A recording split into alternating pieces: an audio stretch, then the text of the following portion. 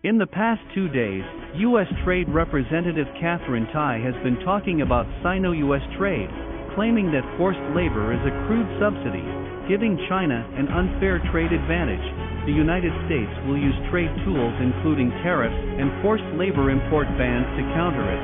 Obviously, the United States stubbornly adheres to the policy of pressure on China's trade during the Trump era, and is trying to politicize trade issues through so-called human rights and other issues.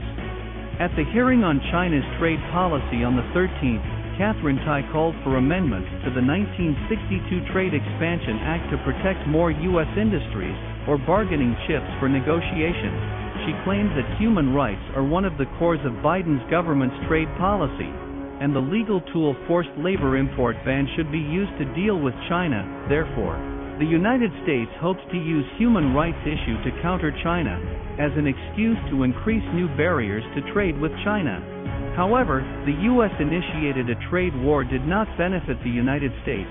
Data from the U.S. Department of Commerce shows that the U.S. trade deficit reached $678.7 billion in 2020, a record high since 2008, especially with regard to the tariffs imposed on Chinese goods.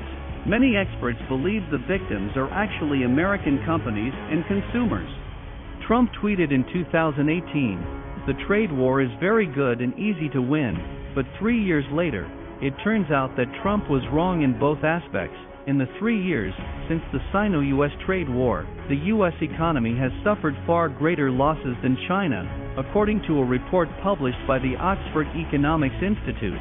The trade war reduced U.S. GDP by about 0.5% from 2018 to 2019, equivalent to $108 billion, and lost 245,000 jobs.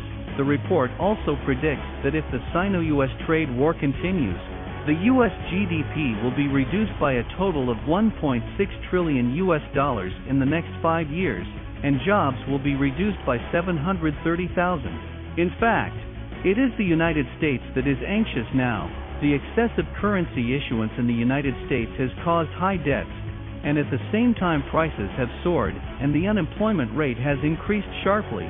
Even Ches Freeman, the former U.S. minister to China, said, "Washington is playing a game against China that is doomed to lose. The competition for cutting off each other's hamstrings is not good, and it ends up hurting both. America's aggressive policy toward China will make it anti-victimize."